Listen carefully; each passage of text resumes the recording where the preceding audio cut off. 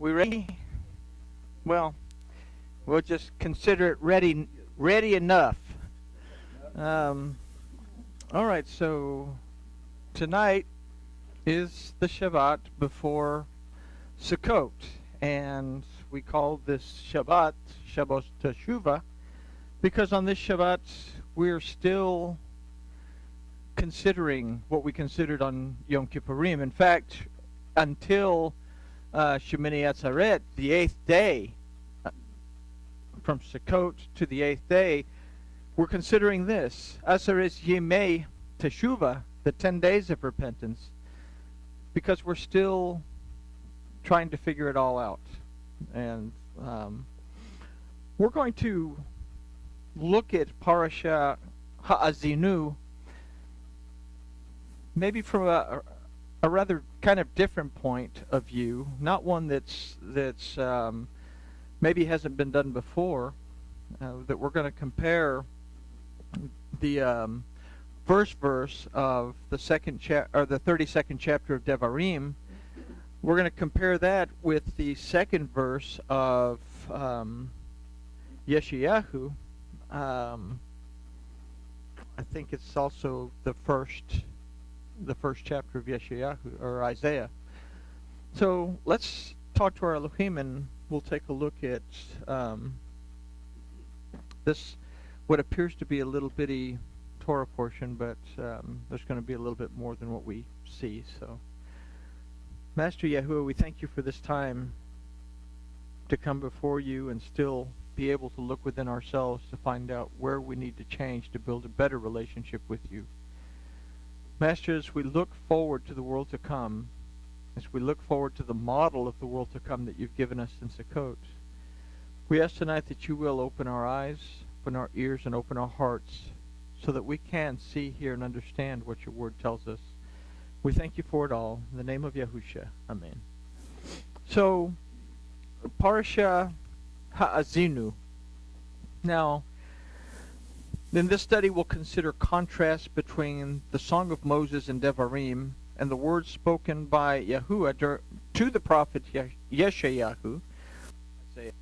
And we're going to start in the 32nd chapter of Devarim. This Torah portion of Ha'azinu is actually the entire 32nd chapter. But before we look at the notes, let's consider these two verses from these periods of time that were hundreds of years apart. The first one, Moses is saying, "Give ear, you heavens, and I will speak, and let the earth hear the words of my mouth." And then in contrast, we hear in Isaiah, "Hear, O heavens, and give ear, O earth, for Yahuwah has spoken. Children I have reared and brought up, and they have rebelled against me." So we see two contrasting things. This word ha'azinu is found in both. In the first one, it's ha'azinu to the Shemayim. Moses is talking directly to heaven.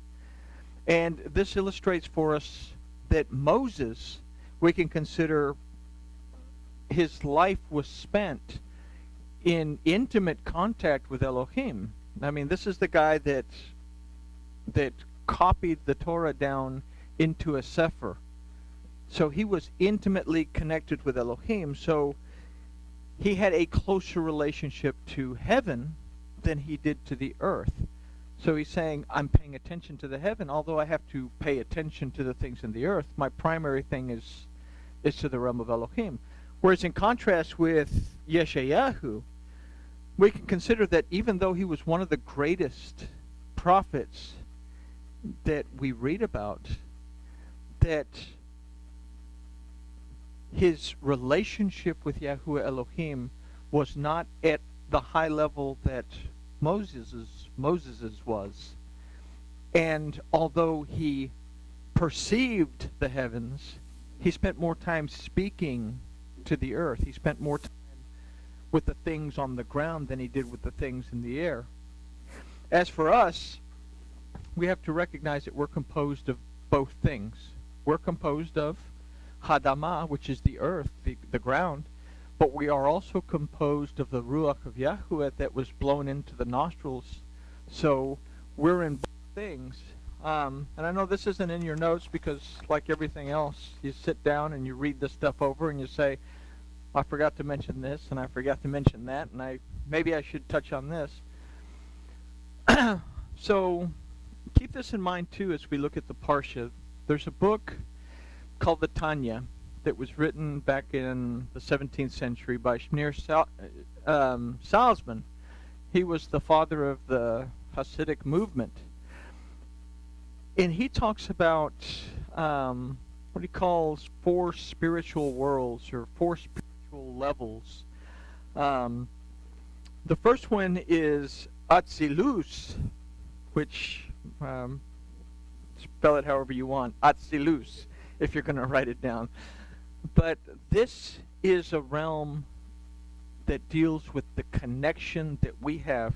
Like we said the other night, we have a Ruach HaKodesh. We have a dedicated spirit, and Elohim has a dedicated spirit, and they're connected. This is that level, but oftentimes this is a level, a connection that we are not conscious of. Everybody with me? This is when we're at our closest point to Elohim, oftentimes we are not conscious of doing this. And then there's 3 lower levels, which is Beria, Yetzirah, and Asiya. These give us our personal identity, ego, and our self-recognition. So, as we go through this Torah portion, let's consider that those 3 lower levels, the ones that deal with earth, deal with who we see ourselves as being, who we identify with, oftentimes inhibit a good connection between our spirit and the spirit of Elohim. Everybody with me? Okay. So let's take a look at this Torah portion. We start with chapter 32 of Devarim, verse 1. It says, "Give ear, you heavens, and I will speak, and let the earth hear the words of my mouth." So the word used for give ear is ha'azinu, which is the name of the Parsha. This word means to listen, but it also means to listen to our prayers. Moses is asking the realm of Elohim to hear his supplication on behalf of the children of Israel. Now Moses uses the word va'adabara from its root daber, that means not only to speak, but it also means to proclaim, declare, and promise. So what we can consider here is that Moses is not praying to heaven. He is asking the realm of Yahweh Elohim to be a witness to what he is about to proclaim, declare, and promise to the children of Israel, which is the earth. And he uses the word Shema when he tells the earth to hear the words of my mouth. So what is he telling them? He's saying to the children of Israel, listen closely and perceive, understand. He's saying this to the children of Israel. Obey what I'm saying. The word used for words of my is imri. The from its root emer also means to promise as well as a command. Now the book of Devarim as a whole,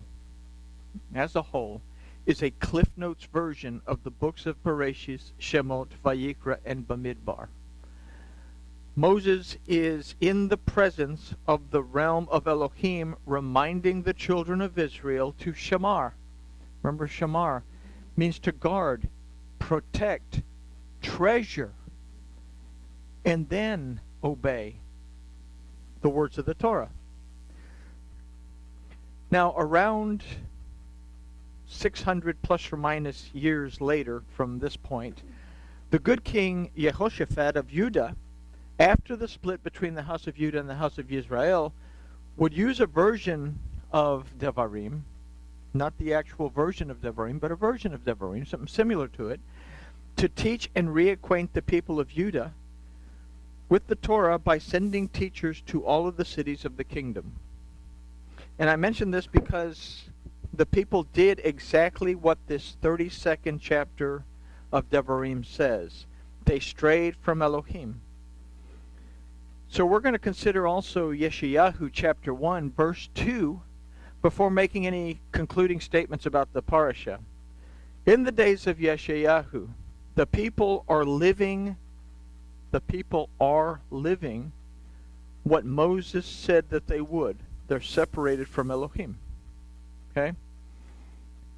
Now, Yeshayahu says this, "Hear, O heavens, and give ear, O earth, for Yahuwah has spoken. Children I have reared, and I brought up, they have rebelled against me." So here, Isaiah reverses this, that he uses Shema to the heavens. He's telling them, perceive, discern, understand. And he's telling the children of Israel, hey, you need to begin to converse, build a relationship with Elohim. So in a reversal of what was spoken by Moses, Isaiah asked the realm of Yahweh Elohim to hear, to Shema, to perceive, discern, and understand, and then to the earth to give ear, ha'azini, to pray and to seek Elohim. He says that Yahweh has spoken, Dabar. He has declared and proclaimed that the children of Israel, in both houses, Judah and Israel, have rebelled against me. So where Moses' poem was one of prophetic warning, Yeshayahu is now telling the children of Israel to recognize where they are and to make teshuvah, while seeking Yahweh to perceive, discern, and understand those that will. So we are seeking Elohim and asking Elohim not only to recognize us, but to also recognize the ones that will make teshuvah.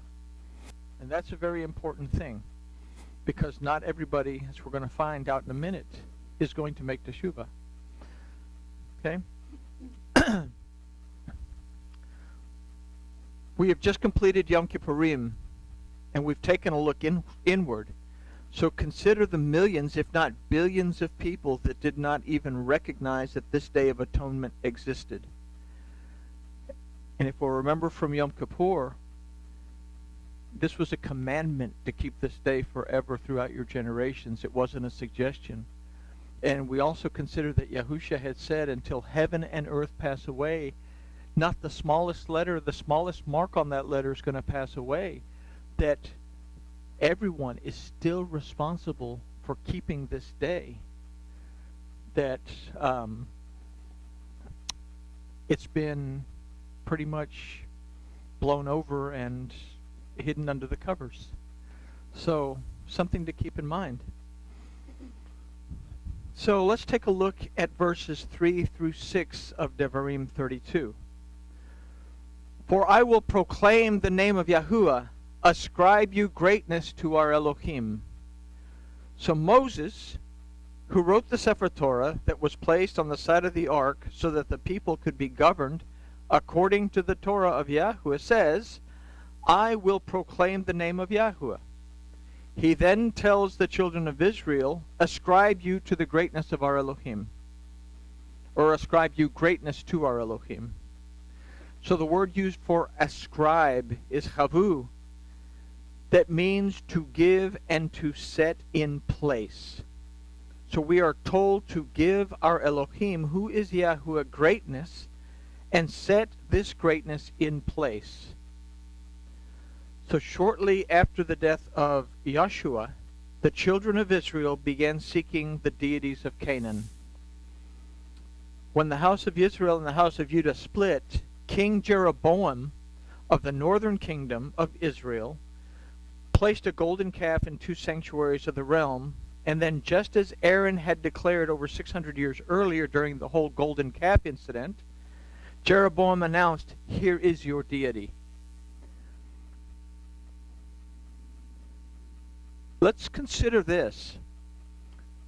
The northern kingdom knew the Torah. They kept basically what was the Torah at that time. But because they had split from the southern kingdom, and they didn't want people going to Jerusalem, the temple, to do their worship there, they put something in place that the Torah said not to. Bulls were deities all over the place in that time. In fact, bulls were, I forget the name of the deity in Egypt that the children of Israel actually brought out of. Huh? No, it's Apig, I think, but I can't remember. I just read it the other day. But they used the bulls. Well, I'm getting ahead of myself, because I probably wrote it all down here anyway.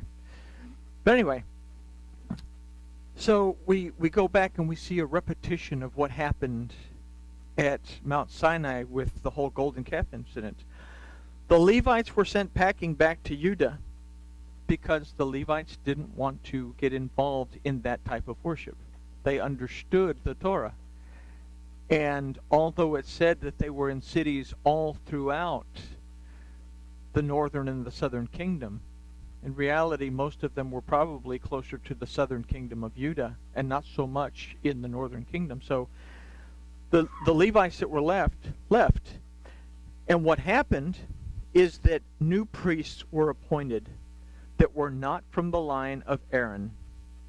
The northern kingdom continued to seek the instruction of the Torah, but like the last verse in Judges says, every man did that which was right in his own eyes.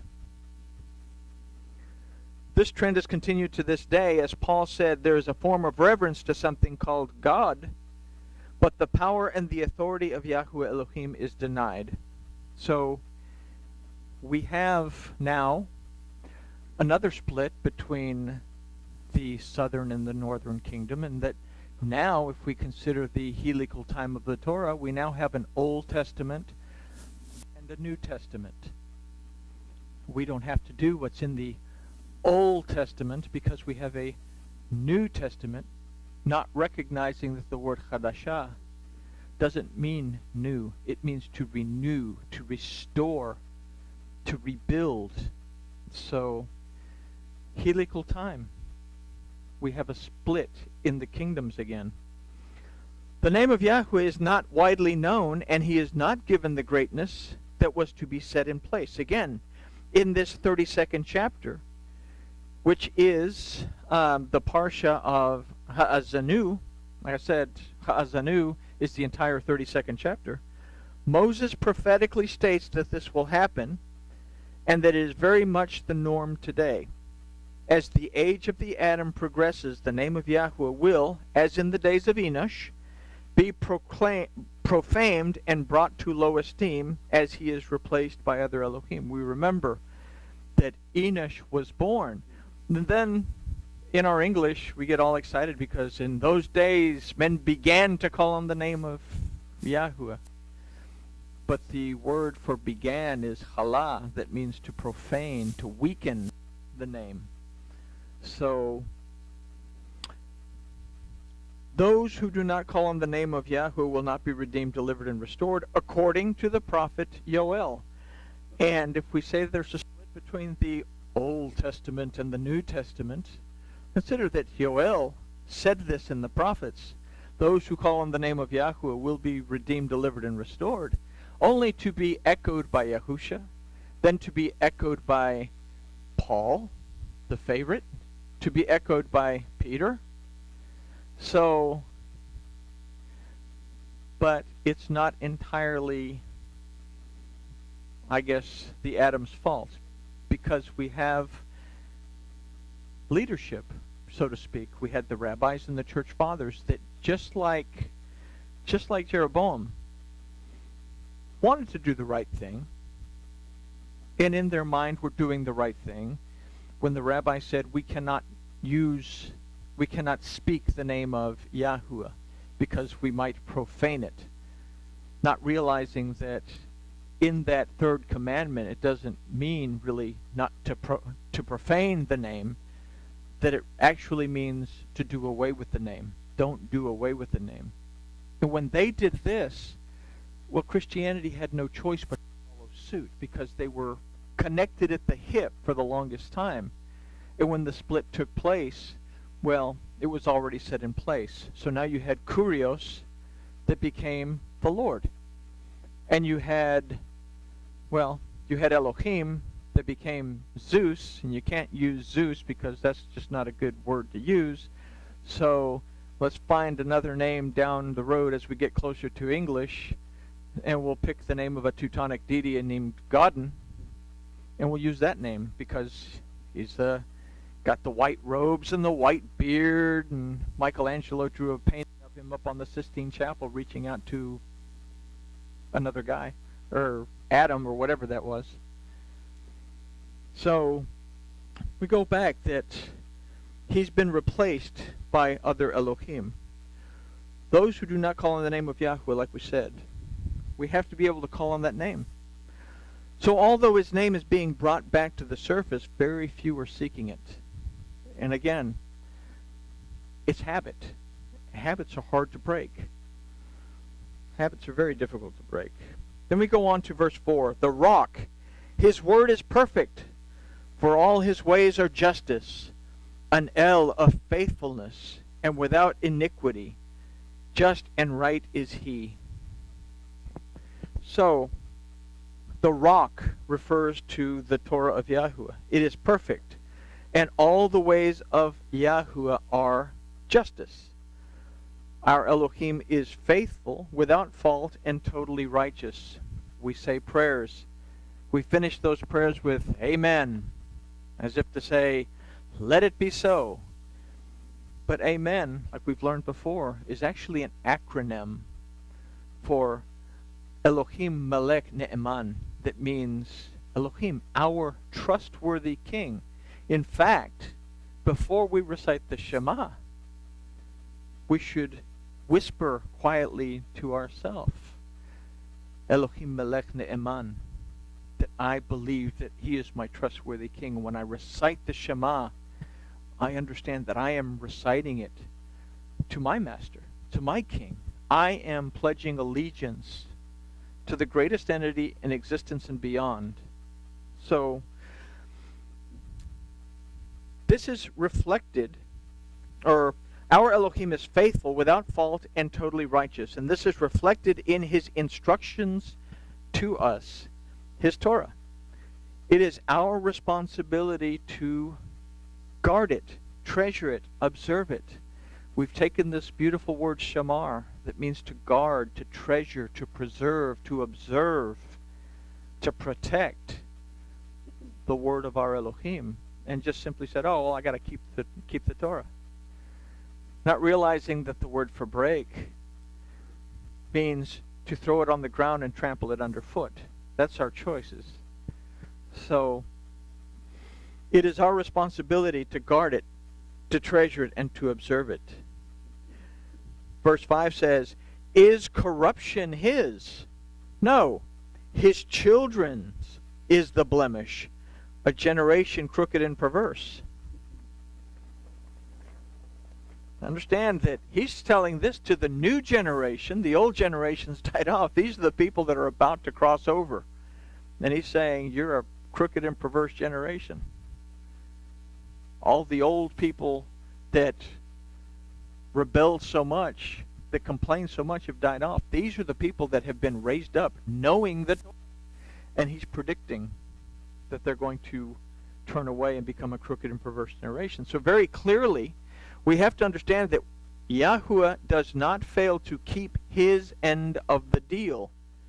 We do. This is one of the reasons that we must keep Shabbat. And I'm talking about just the regular weekly Shabbat, so that we can take a weekly census of where we are and then make the necessary adjustments. It's Shabbat. We stop working. Why do we stop working on Shabbat? So that we don't have any distractions, so that we can, again, take a look at ourselves. These little weekly course adjustments to get us back on track. Then we have these major course adjustments like we talked about this week. So we take a census and figure out where we need to make these adjustments. But this is also why we have days like Yom Kippurim, so that we can take a look at the big picture that is our life. And this is why we celebrate the feasts and festivals of Yahuwah our Elohim, so that we can practice and be prepared for when the events that these represent come into fruition. So no, Yahweh is not corrupt. His children are. Just as our own children won't take our advice when they should, we fail to take his. It's on us, not on our Elohim. So, if we keep in mind that our weekly Shabbat examines the pen, okay? Our weekly Shabbat examines the pen. But we have a soul. And these special days, these especially Yom Kippurim, days like Shabbos Teshuvah, these 10 days of penitence, those days examine the soul to say, what's written on that tablet? And what do I need to change on this tablet? So it's a very, very beautiful thing within all the feasts and festivals that Elohim has given us. And he's given us the greatest antivirus program for this computer that we are. I'm not even an IT guy. I can barely get around Word when I'm doing my papers, but the thing that people understand, that he's given us this antivirus so that when things pop up in our lives, we have the ability to look at it and say, that shouldn't be there. I'm going to hit. Do we even use ScanDisk anymore? I don't know, but yeah, there we go. So verse 6, do you thus requite Yahuwah, O foolish people and unwise? Is not he your father that has redeemed you? He has not made you and established you? So this verse begins with a great question that we have to take into account when we're wrapped up in our talit and reviewing our condition. Do you thus requite, O Yahweh, you foolish people and unwise? The word for requite or requite, or however you pronounce that word, is gemel. That means to deal fully with and to benefit. Do you deal fully with and benefit Yahuwah? Now, Gimel is also the third letter of the alphabet. You remember the Gimel? That represents stability. It represents wealth. But it also represents to us a choice. Does our stability and our wealth come from our relationship with Elohim, or does our stability and our wealth come from pride and arrogance that we allow into our lives? And we all have it if we're honest with each other. I'll raise my hand because it's true. It's true. Okay? So, am I actually taking the time to deal fully with the things that will benefit my relationship with Yahweh Elohim? This is what we were created to do. We are to give our Elohim our very best, the fullness of our being. How do we do this? We have jobs to do. We have relationships to attend to, meetings, and so on and on. Do we do this by striving every day to devote ourselves to perfection in Him, in all of our pursuits, and then strive to be totally devoted to a guiding set of morals and ethical principles that our Father, Yahuwah, our Elohim, gave us in His Torah? He is the one that has redeemed you, that has made you and established you. If we do not, then we have to take into account that we are indeed a foolish people and unwise. He redeemed us by and through Yahusha so that we can devote our lives to seeking perfection in Him according to His instruction. The Torah does not and will never redeem us.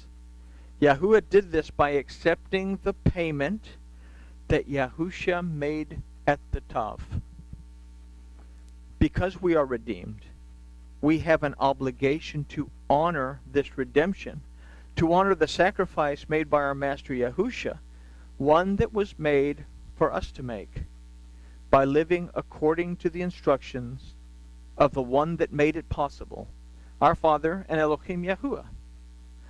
So the choice is yours. Will you shema so that you can truly ha'azinu? Will you perceive, discern, and understand so that you are able to reach out to the heavens and hold on to the talit